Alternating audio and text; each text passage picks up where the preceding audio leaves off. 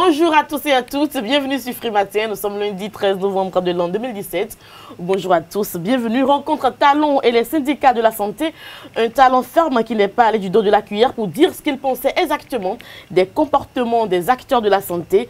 Talon a-t-il réussi à désarmer effectivement la bombe? Nous ferons le débat dans un instant avec Judy Kelrock Rouanou. Il est le directeur général adjoint du quotidien L'Informateur. Il sera face à Kader Achirou. Nous parlons également de l'intervention de Lionel Agbo sur l'actualité nationale.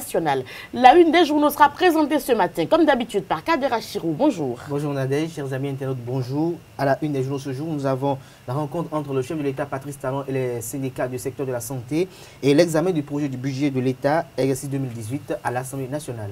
Le journal, le tour de l'actualité avec vous, Anifat Boukari, bonjour. Bonjour Nadège, amis internautes, bonjour. Ce matin, on parlera de la visite du ministre de l'Énergie et du directeur général de la SBEE à la direction générale de l'Atlantique de la SBEE et d'autres informations complémentaires. Sur les stades, nous ferons le tour donc de deux actualités phares, éliminatoires Russie 2018 et puis match amical et international Bénin-Tanzanie, score Bénin 1, Tanzanie 1. Nous en parlerons dans un instant avec Jean-Luc Dagan. Bonjour à tous, bienvenue.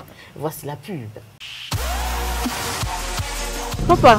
Oui, ma fille. Tu sais, je t'ai dit qu'après mon bac, je veux devenir journaliste reporter d'image, non? Papa, tu penses m'inscrire où? Esae. Esae, papa. Waouh! Maman, maintenant que j'ai eu le bac, je veux faire les finances et trésors. Tu comptes m'inscrire où? Esae, beau-fils. Esae? Oui, maman! Papa, Oui. tu sais qu'après mon bac, je vais être diplomate, non? Et tu comptes m'inscrire dans quelle université? Mais Esae, naturellement. Esae? À ESAE, vous êtes formé, bien formé dans les filières comme administration du travail et de la sécurité sociale, administration générale et territoriale, administration des impôts, gestion des marchés publics, planification et développement local, droit et sciences politiques, sciences économiques et de gestion. ESAE, c'est aussi sa télé numérique ESAE TV et son journal L'Informateur. ESAE, c'est à Bedjromede, 3e rue après le carrefour 16 ampoules allant à Jericho. Numéro de téléphone 98 98 14 00 96 80 55 11 90 93 65 21. ESAE, l'excellence a un nom. Nous démarrons cette une des journaux par le quotidien La Nation, Kader Achirou. Nous démarrons par le quotidien national d'information La Nation qui affiche en manchette ce jour. Patrice Talon face aux acteurs et agents de la santé en grève, c'est immoral, illégal et illégitime, rapporte le Canard. Toujours avec le quotidien La Nation, examen du projet du budget de l'État exercice 2018 à l'Assemblée nationale. La NCB apprécie le bal des ministres dès ce jour. L'autre quotidien, face à face, Patrice Talon et syndicats de la santé, la séance de vérité qui remet les pendules à l'heure. L'espoir est permis pour une reprise du travail dans les hôpitaux publics. Toujours avec l'autre quotidien. Ravip Atakora Donga, Biochane constate l'effectivité des opérations de recensement fraternité. Secteur de la santé, la bombe syndicale désamorcée. Toujours avec le quotidien Fraternité, formation des policiers et gendarmes. RTCAO met le cap sur la balistique. L'Informateur, activité à la présidence de la République, séance de vérité entre le chef de l'État et les syndicats de la santé. Toujours avec l'Informateur, sortie du Front citoyen pour un Bénin révélé, brouille entre Éric Sangan, Frédéric Béanzin et Camille Vigan, le noble nom de Patrice Talon souillé par le fou de tous les rois. Toujours avec l'Informateur, mairie de Cotonou, les chefs de service mieux aguerris sur le management des services publics. L'Indépendant, point de presse du président du Durbarka hier, Badamassi Rachid, soutient Patrice Talon dans sa guerre contre les fossoyeurs de l'économie nationale. Il croit à l'indépendance de la justice. Il rappelle le principe de la présomption d'innocence. Les pharaons, fin de la crise dans le secteur de la santé, Talon ramène les grévistes à la raison. Toujours avec les pharaons, rencontre avec les élus locaux des 7e et 10e arrondissement de Cotonou, ordonne à la Datin, sacrifie à l'obligation de reddition de comptes. La dépêche, invité sur l'émission Sans langue de bois de Soleil FM ce dimanche, maître Lionel Agbo dégaine l'affaire des 18 kg de cocaïne est un coup monté et laisse un goût d'inachevé, à laisser entendre l'avocat à la Cour. Le potentiel séance de vérité entre le chef de l'État et les praticiens hospitaliers samedi dernier. La fermeté de Talon remet les travailleurs au boulot, toujours avec le potentiel mesure d'assainissement et d'annulation du concours frauduleux à la CNSS, des pervers allergiques à la détermination de contingents de Bénin intelligents. Arrondissement de Godomé, Claudine Prudencio, déjà dans le RAVIP Nord-Sud quotidien. Football, Didier Six pour remplacer Tchomogo. C'est une interrogation à la une du journal. Toujours avec, nous passons à la guérite. Débat sur le secteur pharmaceutique béninois hier sur Canal 3 Bénin. Dr Falilou Adebo préconise le respect des tests en vigueur notre époque, par ailleurs dans le littoral, ce qui va désormais changer. Le matin, rencontre entre le gouvernement et les syndicats de la santé. Fermeté dans la courtoisie, Talon désamorce la crise. Le grand matin, rencontre entre le chef de l'État, Patrice Talon, avec les syndicats de la santé. Patrice Talon met en confiance les partenaires sociaux. Notre voix, paiement des salaires sur des crédits. Où vont les recettes de l'État collectées depuis 19 mois? C'est une inquiétude du journal car Talon confirme que la rupture vide les caisses de l'État. L'État est en difficulté de trésorerie. S'achemine-t-on vers la situation catastrophique de 1989 avec l'incapacité du Bénin de gérer ses dépenses de souveraineté? Lionel Agbo invite Talon à ramener la gouvernance dans le bon sens. Le meilleur, après plusieurs mois de grève dans le secteur de la santé, le président Patrice Talon désamorce la crise et enclenche le processus de la paix sociale. L'autre vision, construction de la maison de la paix à Porto Novo. Albert Tevroedjé lance un appel à soutien à l'endroit des bonnes volontés. Le Béninois libéré à présent, conséquence des mesures d'assainissement et d'annulation du concours frauduleux à la CNSS. On cherche des pouces sur le crâne tendu du PCA quotidien Nokwe. Renforcement de capacité à la mairie de Cotonou, les chefs de services outillés pour mieux servir les populations. Le pays émergent, grande soirée de l'excellence à HECM, de nouvelles promotions libérées, des meilleurs célébrés. Matin libre, pour absence d'éléments sur sa situation financière, les comptes de Bénin Tracteur non certifiés. Le génie, rentrée politique du Front citoyen pour un Bénin révélé, FCBR, Frédéric Béanzin désavoue maintenant et désavoue l'autre Huenou. First Info. Docteur Falilou Adebo sur l'émission Zone Franche de Canal 3 Bénin hier. On ne doit pas aider les gens à ouvrir des pharmacies qui ne marchent pas. Libération, lutte contre les inondations. Le nouveau dispositif pour venir à bout du fléau Kini pour finir. Recrutement d'agents contractuels de l'État pour le secteur de la santé. Voici les postes à pouvoir. Merci à vous, Kadera Chirou. C'est une des journaux qui prend fin par le quotidien Kini. On rappelle que les quotidiens, l'informateur, Fraternité, La Nation et bien d'autres sont disponibles dans les kiosques sur toute l'étendue du territoire national. Voici le journal sur Frématin, Grand Monde de Télévision. Anifat Boukari. À nouveau, bonjour. Le ministre de l'Énergie, Jean-Claude Donat Rousseau, et le directeur général de la Société béninoise d'énergie électrique SBEE, Laurent Tosso, ont effectué le samedi dernier une visite des installations électriques de la direction régionale de l'Atlantique de la SB2E. L'objectif de cette visite est de s'informer de l'état de fonctionnement des réseaux électriques de la SBEE et des groupes de production dans les départements de l'Atlantique et du littoral. Les membres du bureau politique du parti Union pour le développement d'un Bénin nouveau UDB sont allés se faire enrôler dans le cadre du RAVIP le samedi dernier. L'honorable Claudine Prudencio et ses leaders ont sacrifié à cette exigence citoyenne à l'EPP des Koumbé avant de mobiliser les femmes du marché de cette localité à accomplir ce devoir civique. Les promoteurs et professionnels des médias digitaux du Bénin se sont réunis en assemblée générale samedi dernier à Cotonou pour mettre sur pied un creuset afin de fédérer les efforts des professionnels des médias exerçant sur Internet et promouvoir le développement des pure players du Bénin. Au thème des assises, les membres ont élu un bureau exécutif national de 11 membres pour un mandat de 2 ans renouvelable une fois. Je vous invite à suivre Loris Rounon, Gérard Guédegbe lors de la cérémonie de lancement du Repromède. Il s'agit essentiellement ce soir de la mise en place du Repromède. Repromède, attendez, réseau des promoteurs et professionnels des médias digitaux au Bénin.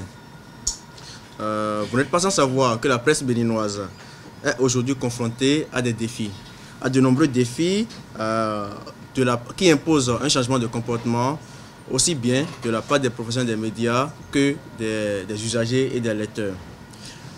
Depuis ces 5 dernières années, on a quand même constaté et observé qu'il y a le numérique qui est en train de prendre le pas sur les médias traditionnels que nous avons l'habitude d'utiliser.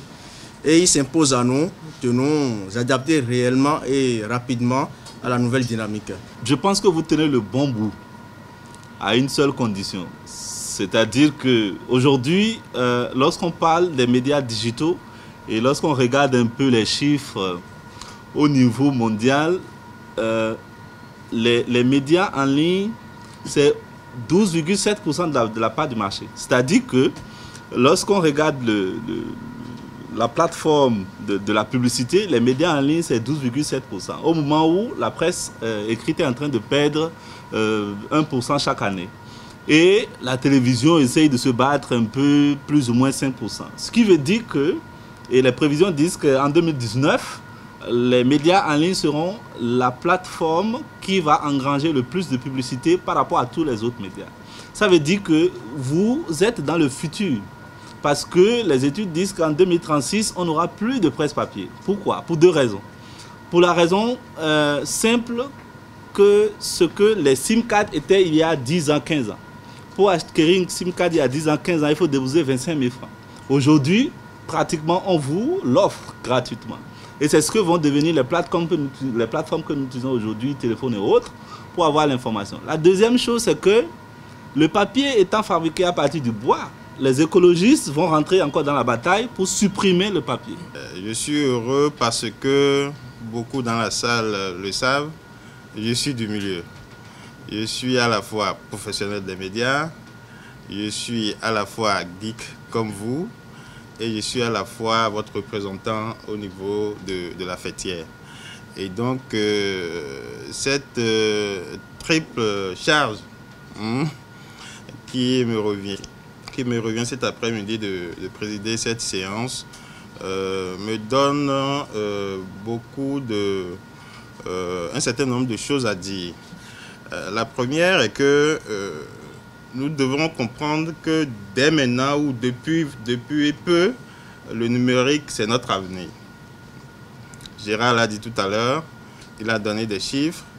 Et si vous checkez un peu, vous cherchez un peu également de votre côté, vous allez voir que le numérique prend le pas sur tout ce qui était là. L'élaboration et l'exécution du budget de l'État exercice 2018, rôle et participation des organisations de la société civile est la thématique autour de laquelle s'est tenue la 5e classe de l'école de vie de la citoyenneté et de la vigilance.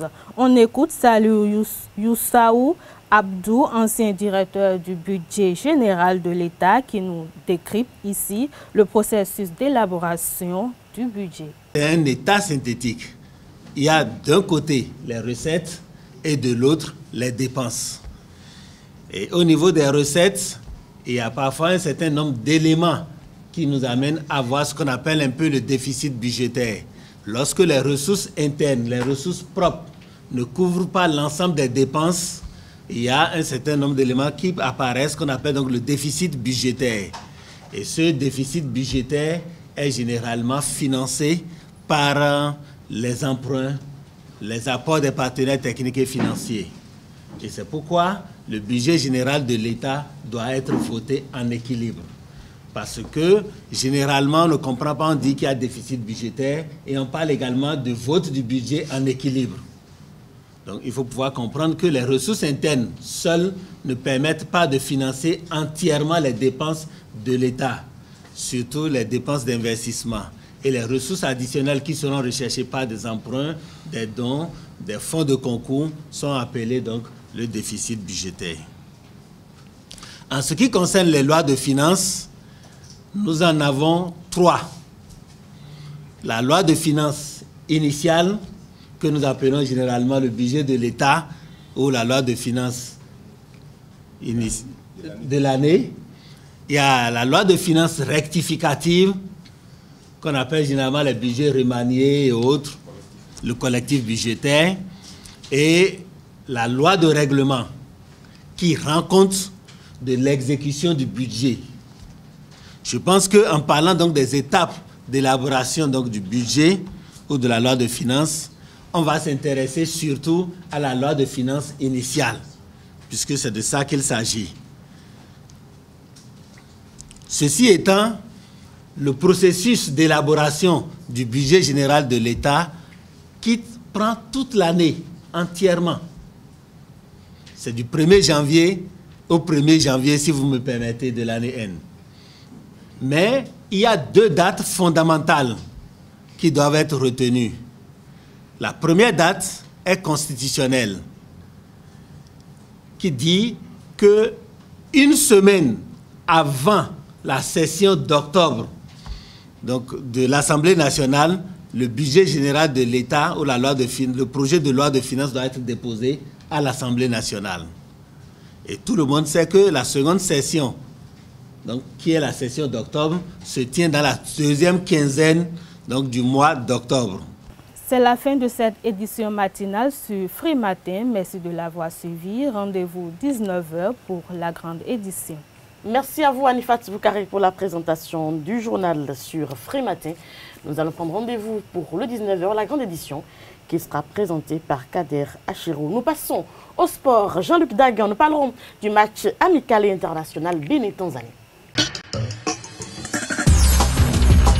Les sports sur Free Matin, Jean-Luc Dagan, bonjour. Bonjour Nadège. Nous sommes lundi, match amical et international Bénin-Tanzanie, Bénin 1, Tanzanie 1.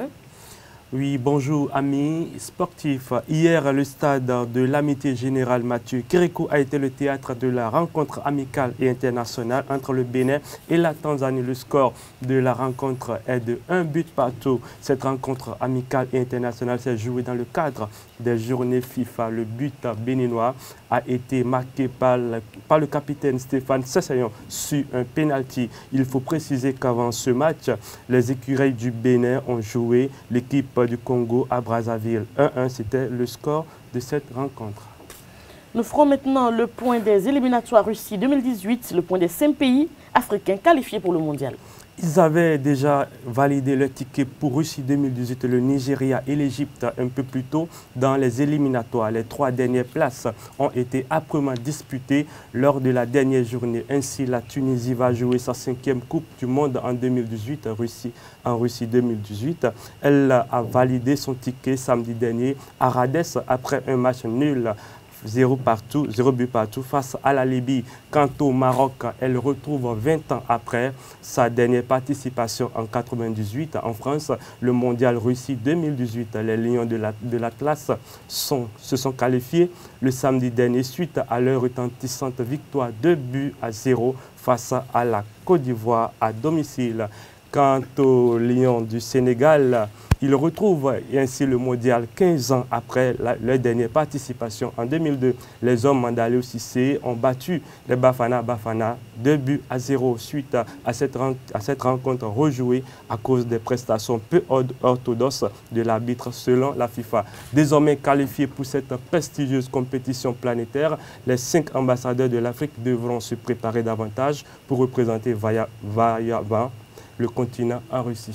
Merci à vous donc, pourvu que ces équipes nous représentent vaillamment, comme vous le dites, du côté de la Russie. C'est prévu pour 2018. C'est bien ça, Jean-Luc Dagan. Merci à vous pour toutes ces actualités sportives. J'espère qu'on aura droit aux images dans la grande édition de 19h sur Ezawi TV dans les sports. Nous passons au débat avec Roch Judikel Rouanou. Nous ferons le tour de l'actualité nationale. Le débat sur Free Matin, Judikel Rouanou, bonjour. Bonjour, Nadège. Vous êtes le directeur général adjoint du quotidien L'Informateur, Kader Achirou. Bienvenue sur le débat. Nous parlons donc de cette rencontre entre Talon et les syndicats de la santé. La bombe a-t-elle été désamorcée par le chef de l'État, Roch Judikel Rouanou?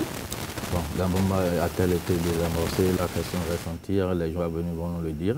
Et ce qu'il faut simplement retenir, c'est que le président Patrick Talon est resté égal à lui-même. Et il a été ferme.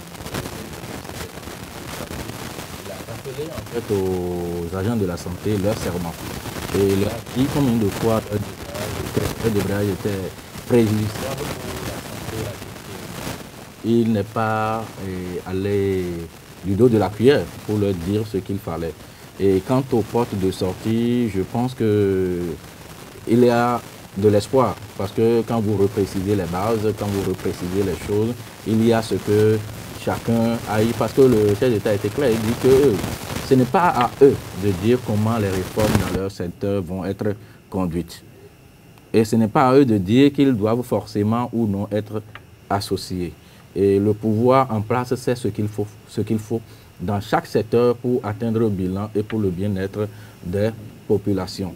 Je pense que les agents de la santé, ce n'est que samedi, ils vont peut-être encore se réunir en assemblée générale pour décider de la conduite à tenir dans les prochaines heures. Ce qu'on peut déjà retenir est qu'il y a avancé parce qu'ils avaient voulu rencontrer le patron, le chef de l'État.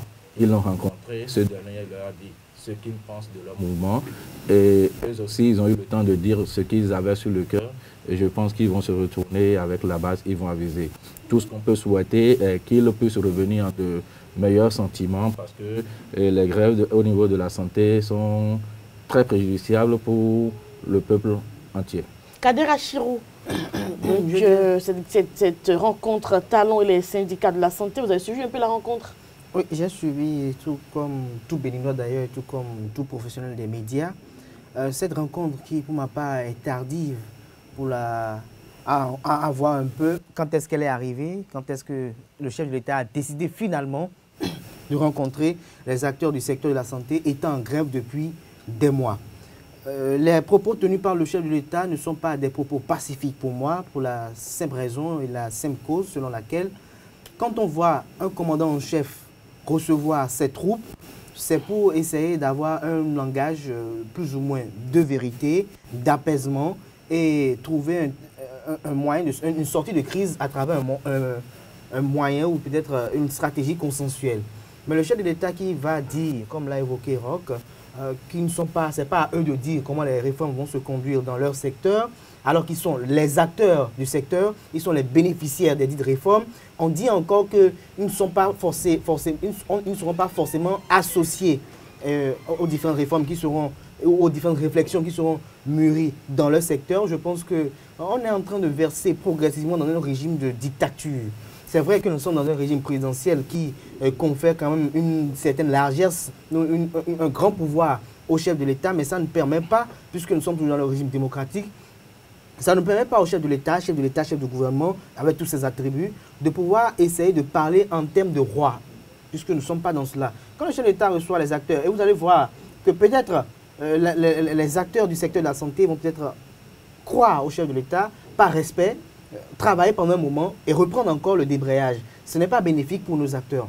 J'aurais vu peut-être le chef de l'État essayer de les calmer pour leur dire, vraiment, vous faites peut-être une lutte noble, puisque c'est vrai qu'ils sont assermentés, certes, mais on ne peut pas dire que parce qu'ils sont assermentés, parce qu'ils ont prêté serment, qu'ils ne vont pas vivre, qu'ils ne vont pas survivre, qu'ils ne vont pas penser à leur famille. Ils ont aussi des familles. Alors, quand ils ont leur famille, c'est vrai qu'ils ont des avantages, même si leur famille tombe malade et autres, mais quand même, il faut quand même qu'après avoir effectué ce travail, à la retraite, ils puissent quand même essayer de vivre après ce boulot. Donc, il est normal qu'ils puissent avoir des revendications pour l'amélioration des conditions de vie. Et dans les revendications et consorts, il y a aussi l'amélioration des conditions de travail. Et je pense que c'est vraiment important parce que quand vous avez des moyens de conditions de vie qui ne sont pas très agréables et que les conditions de travail ne sont pas favorables à l'exercice de votre fonction, vous n'êtes pas en phase avec votre boulot. Vous n'êtes pas en phase avec les idéaux du serment que vous avez porté. Donc, il est impératif quand même que le chef d'État actuellement, au-delà du réquisitoire qu'il a eu à faire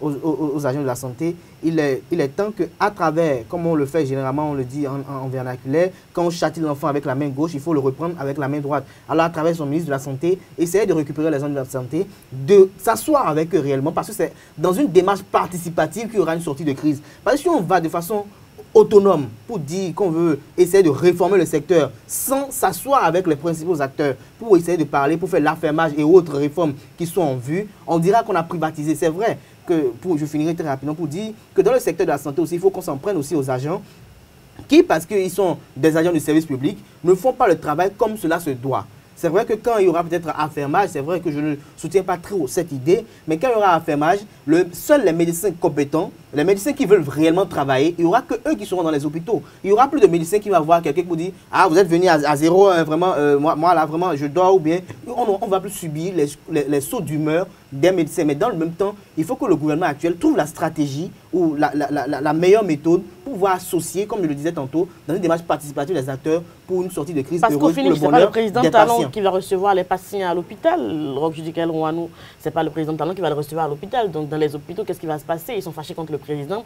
Vous venez en tant que patient, il ne va pas s'occuper de vous. Et ce n'est pas toujours très bien pour le moral. Je pense que le président Talon, à travers donc son ministre de la Santé, devrait essayer quand même de récupérer les acteurs de la santé. Vous avez quelque chose à dire rapidement? Non, en fait, les agents de la santé ne sont pas comme les autres employés de l'État. Ce sont des gens sous serment. Et quand ça concerne la vie humaine, il faut aller avec beaucoup de diplomatie et beaucoup de tact. Et je dirais que le chef de l'État a très bien fait de leur rappeler leur serment, de leur dire en réalité qu'ils ne sont pas comme les autres. Je pense aussi que le chef de l'État a très bien fait de leur dire qu'on ne va pas tout le temps. Parce qu'aujourd'hui, ce qui se passe dans le pays, ce n'est pas qu'on doit des salaires en argent. Et il y a des primes qui sont toujours payées. Mais c'est d'autres primes qu'on connaisse que les gens réclament à corps et à cri jusqu'à laisser des patients sur les carreaux. Le chef de l'État, avant de prendre le pouvoir, avait promis des réformes. Est-ce que vous pensez que parce qu'il y a eu ça maintenant, les patients seront maintenant à l'aise? Parce qu'ils ne peuvent pas affronter le chef de l'État, mais ils peuvent vous affronter, votre famille en tant que patient. Je pense, et c'est là où je doute fort, quand Patrice Talon, le chef de l'État, était aussi ferme, des têtes risquent de tomber si ça perdure. Mais qu'est-ce que ça risque des têtes tombent? En temps, il y a eu beaucoup de décès dans les hôpitaux. En temps, il y a eu des problèmes dans les hôpitaux. Même si parce que c'est avec les mêmes hommes là qu'on est obligé de travailler. On a tellement...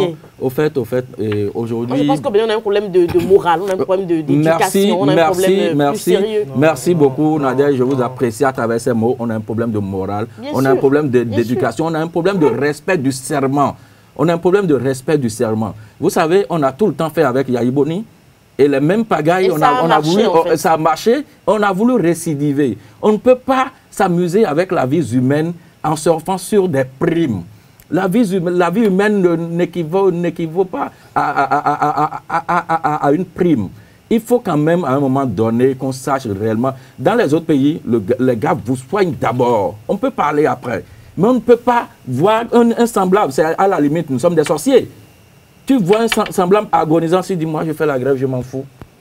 C'est quand même, c'est inhumain. Merci à vous. Allez-y rapidement, on passe au second sujet. Cette grève dans le secteur de la santé, c'est vrai qu'ils sont assermentés, mais pour moi, ça rime un peu avec le secteur judiciaire qui parfois aussi paralyse aussi le secteur. Pour revenir très rapidement, pour en finir avec les revendications faites par les acteurs actuels, il ne faut pas les qualifier peut-être d'assassins ou de tueurs parce qu'il y avait des acquis à de longues luttes sous le régime défunt qui ont été bradés par le régime actuel. C'est normal, c'est légitime qu'ils s'en prennent à cela. Quand on parle de la réforme d'affermage, où on demande à ce que les hôpitaux seront confiés à des privés, des partenaires à travers des PPP qui ont été faits de façon dans toute leur opacité, dans une mafia totale, quand on voit aujourd'hui ces acteurs, ils sont inquiets parce que quand on va confier la gestion au privé, les emplois seront... Il y aura une perte énorme au niveau des emplois. Il y a beaucoup d'entre eux qui vont perdre leurs emplois. Alors quand ils vont perdre leurs emplois, ils vont devenir quoi à ce niveau? Ça, c'est une réelle inquiétude par rapport à eux. Maintenant, leurs conditions de vie, c'est vrai, il faut sauver. Mais quand on sauve, quand on est docteur, agent permanent de l'État, on a une durée donnée à faire.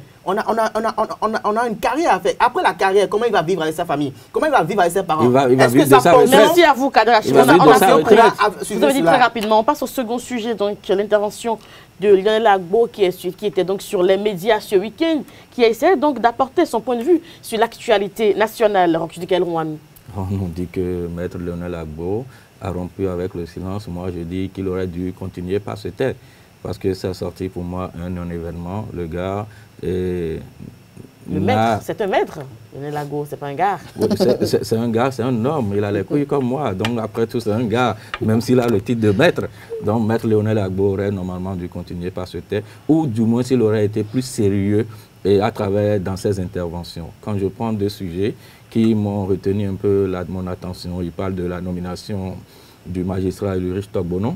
Et comme procureur de la République, il estime que la procédure a été biaisée. Tout ça, je rappelle d'abord qu'il n'est pas magistrat. Il est peut-être praticien de droit, mais il n'est pas magistrat.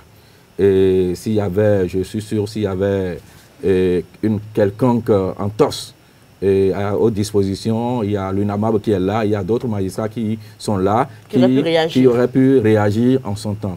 Il a touché l'affaire cocaïne et il a dit que ça a un goût d'inachevé. Et je pense qu'il y a quand même... Il a raison quand même. Non, la justice a tranché.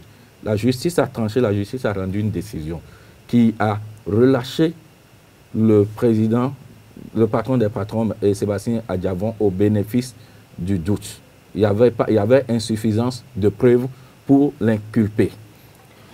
Maintenant, pour rouvrir une information judiciaire, en tant qu'avocat, Maître Léonel Agbo doit savoir qu'il faut de nouvelles pièces à apporter au dossier. Mais qu'est-ce que notre justice fait? Ils n'ont jamais des pièces pour pouvoir travailler, pour nous conduire à bout d'une affaire. Finalement, qu'est-ce que la justice béninoise fait en fait? Vous savez, ils font des noms tout le temps, sans nous dire exactement finalement qu'est-ce qui s'est passé. Parfois, Nadia Djiwan, parfois nous sommes trop pressés. En matière de justice, parfois il y a des choses qui durent 20 ans, il y en a qui durent 50 ans, il y en a qui durent même 60 ans, même 10 ans. Non, même sous d'autres cieux où nous estimons que les gens sont trop performants. Je regarde les séries comme les enquêtes impossibles et autres. C'est 20 ans après, c'est 15 ans après. Même ici, même 50 ans après, on n'a rien. Non, même 100 ans après, on est là. Je pense que en tant qu'avocat, avant de venir dire certaines bêtises, il a parlé, bon, on ne va pas dire qu'il a fait des bêtises. Bon, je pense qu'il faut aller avec pièces. Et j'ai suivi un peu dans des organes de presse la dernière fois que Maître Sébastien, le président Adjavon a porté plainte contre INS et que la justice tarde toujours de rouvrir l'enquête. Comme s'il suffisait simplement de porter plainte contre INS pour qu'on commence par faire. Non, mais il faut qu'on arrive là, il faut que la justice béninoise travaille. Parce qu'il ne faut pas rester là, gagner des primes de l'argent pour faire leur boulot. Quand tu portes plainte avant de déclencher une action, la justice va sur de nouvelles pièces si c'est une décision déjà rendue. Et nous n'apprenons rien à Maître Léonel Agbo qui dit que ça a un goût d'inachevé. Ce n'est pas sur une radio qu'il va gagner. Il n'a pas eu tort sur ce coup-là. Non, je pense que ce n'est pas sur une radio qu'il va gagner un procès. Un procès, son point de vue simplement. Si c'était pas un procès il aurait pu nous dire, écoutez, à la date d'aujourd'hui, il y a tel élément que nous quand même, parce que qu'il l'a dit. Non, il dit qu'il y a un goût d'inachevé et que le principal accusé relâché a apporté plainte contre INS et que depuis le juge n'ouvre pas l'information judiciaire alors qu'il a manqué de nous dire. Il n'a pas pu nous dire qu'il y a une nouvelle pièce à porter au dossier. Et ça, c'est ça. Quelques avocats auraient déposé une nouvelle pièce dans ce dossier que le juge est contraint d'étudier et d'ouvrir une information. Merci à vous, Rochdikel Rouanou. Kader Achirou, vous allez y aller très vite. Très bien. Cette réflexion, je parle de réflexion de Léonel Agbo, me paraît très fondée. Dans l'affaire 18 kg de cocaïne plus de Sébastien Adjavon, parce qu'à voir le dossier, à analyser le dossier, il y a un embout-griot au niveau de la justice béninoise. Un embout-griot parce que quand on voit les éléments constitués, on n'a pas besoin d'être juriste pour voir qui doit avoir lieu et non lieu. Qu'on ne doit pas relaxer au bénéfice du doute. Parce que dans le droit des affaires, le droit maritime, il y a quand même eu une traçabilité de la dite marchandise et il y a quand même des responsables qui avaient à la charge la dite marchandise. Pour revenir à ces propos qu'il a tenus sur la radio hier, Léonel Agbo fait preuve quand même de crédibilité. Je dis de crédibilité parce que on a comme l'impression qu'on sommes dans un état de voyou. C'est très simple. En 2 mois ou 3 mois, au port autonome de Cotonou, nous avons eu 2 opérateurs économiques qui ont été découverts, ou sur lesquels on a découvert dans leurs marchandises d'importantes quantités de cocaïne plus de drogue. Et les 2 affaires ont été non-lieux au niveau de la justice.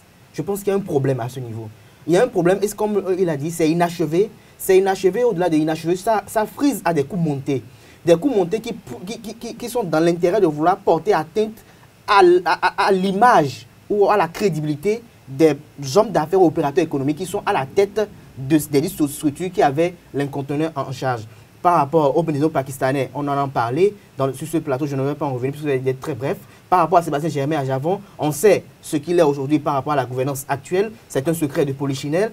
Et pour en finir par rapport à ces propos relatifs à la nomination du procureur de la République, je dirais très rapidement que Léonel Agbo, à ce niveau, n'est pas dans son rôle.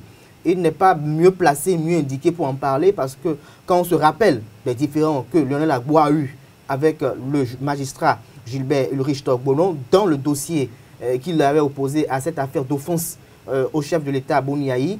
Il n'avait pas fumé le calme de la peine, il ne s'entendait pas, donc il était quand même légitime pour ma part que sa nomination ne soit pas du tout de son avis, ne soit pas du tout... ne soit pas bien perçue à son niveau. Mais je reprécise que par rapport à l'actualité, l'analyse de l'actualité, si je vais peut-être étaler un peu par rapport aux difficultés des Béninois, par rapport à la gestion étatique du pouvoir, par rapport à la gestion des affaires de l'État, Lionel Gbagbo a quand même posé un raisonnement très cohérent, avec des arguments pertinents et percutants, parce que le Bénin actuel a quand même du mal à retrouver ses lettres dans la sous-région. Il l'a évoqué et je le redis encore, parce que quand on voit la méthode, les réformes sont bonnes dans le fond, mais la méthode employée à travers une méthode brutale, brusque, où on veut comme... Et Lionel Gbagbo l'a évoqué de façon un peu indirecte, qu'on a comme l'impression que l'ancien régime avait quand même le pouvoir de pouvoir brimer des gens, mais ils ne l'ont pas fait. Il avait quand même le pouvoir de pouvoir aller à certaines finalités, mais ils ne l'ont pas fait. Mais aujourd'hui, on constate avec le régime actuel que véritablement le régime présidentiel avait quand même une grande force. Le régime que dirige aujourd'hui le président Patrice Talon fait des choses qu'on n'aurait jamais cru, que ceux qui ont créé le mouvement Mercredi Rouge, ceux aux côtés desquels Lionel Gbagbo lui-même en personne avait marché à l'époque contre la gestion de Boni Yayi, ceux-là aujourd'hui puissent agir ainsi à la tête de l'État, comme quoi le pouvoir change les gens. Et comme vous le dites, pour finir votre chronique, les humains passent, mais les actes restent pour les générations. Je vais peut-être dire que dans ces deux affaires, il n'y a pas eu de non-lieu. Il n'y a eu que les responsables des conteneurs ont été indexés au premier abord. Et quand les enquêtes ont évolué, on a dit qu'il n'était pas... Il y a eu insuffisance de preuves pour les inculper eux deux. Et je suis un peu gêné quand citoyens béninois nous appelons notre pays État voyou. Je suis très gêné. Patrice Talon l'a dit qu'elle était candidat. Non, lui-même, c'était... Et on ne va pas aussi, parce que ce qu'on a reproché au président Boni Yayi, c'était sa complaisance. Il a eu une des meilleures gestions dans ce pays, mais sa complaisance sur certains sujets a fait que toute cette bonne nation a été noircie. Maintenant, la fermeté est là. C'est une fermeté, je suis désolé. Merci à vous, c'est la fin du débat sur Frimatin. Merci à vous, chers internautes, pour l'attention. On va prendre rendez-vous pour demain pour un autre numéro de Frimatin avec un débat tout aussi intéressant. Portez-vous bien. Au revoir.